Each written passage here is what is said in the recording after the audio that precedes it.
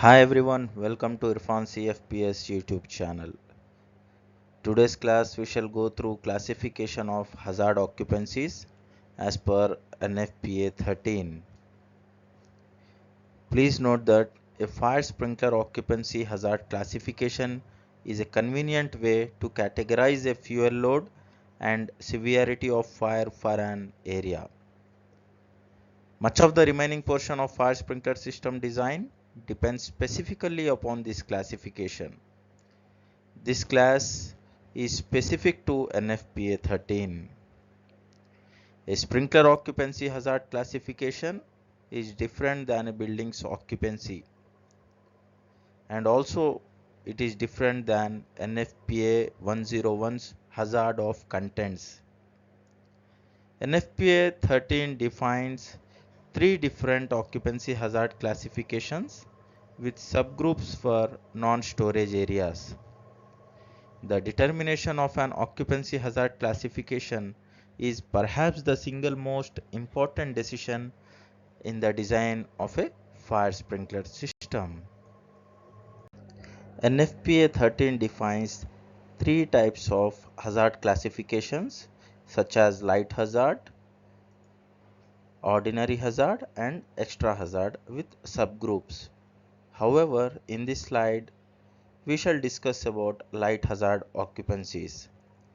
Light hazard occupancies are those occupancies where the quantity and combustibility of contents is low and fires with relatively low rates of heat release are expected.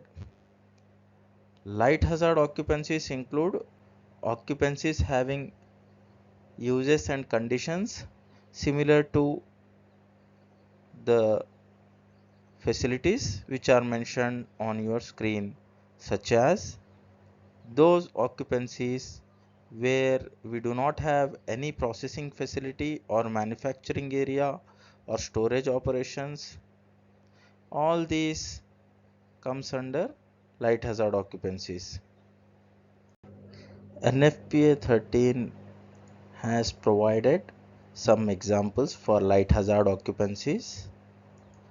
We can see on our screen that churches, clubs, eaves and overhangs, educational facilities, hospitals, libraries, institutional facilities, museums, nursing, offices, residential areas, restaurant seating areas, theaters and auditoriums, excluding stages and prosceniums or newsstatics.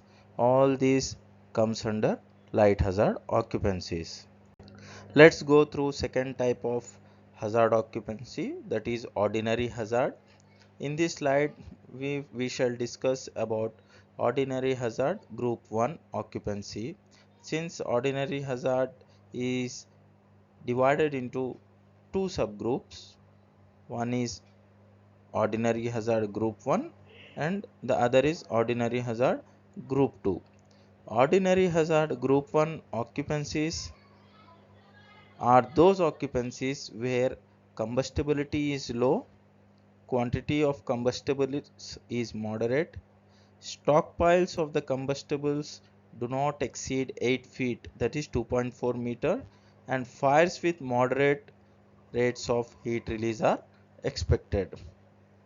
And ordinary hazard occupancies include occupancies having uses and conditions similar to automobile parking and showrooms, bakeries, beverage manufacturing, canneries, dairy products manufacturing and processing, electronic plants, glass and glass product manufacturing, laundries, restaurant service areas.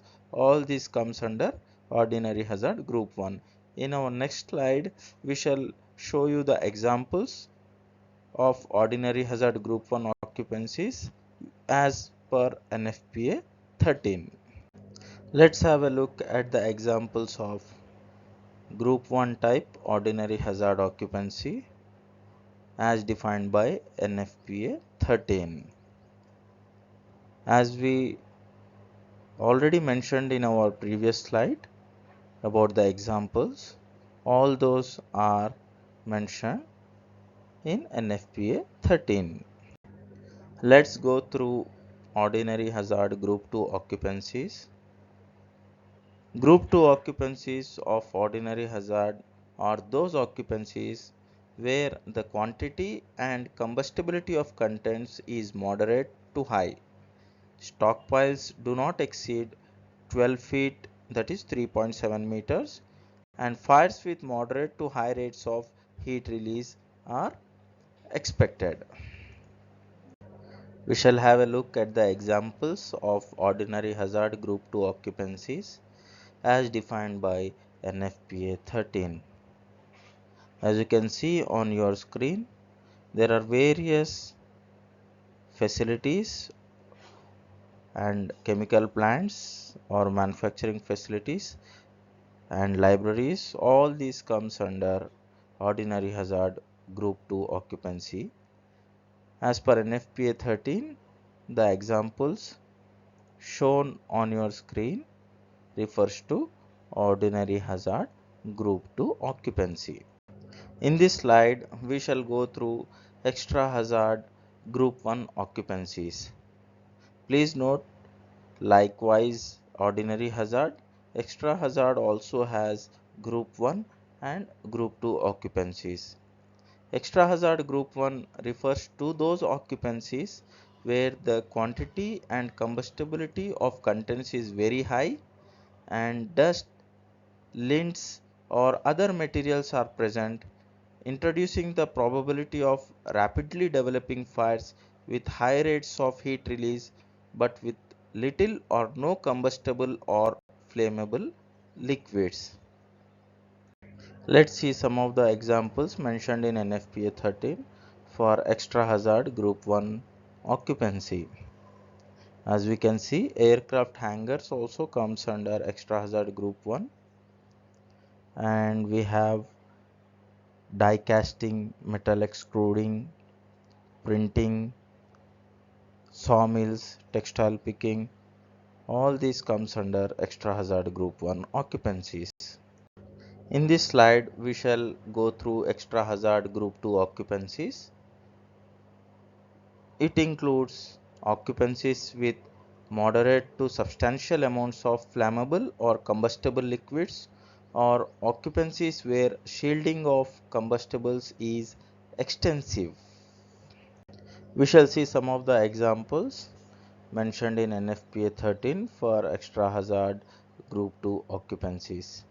As you can see on your screen, there are various examples such as asphalt saturating, flow coating, plastics processing, open oil quenching, varnish and paint dipping, flammable liquids spraying. All this comes under extra hazard group 2 occupancies. I hope you understand the concept of occupancy hazard classifications. In our next class, we shall go through commodity classifications as per NFPA 13. Thank you everyone, and please don't forget to subscribe to my channel to learn more on fire protection systems. Make sure to hit the subscription button below and click on the notification icon to get the updates. Thank you once again. Bye.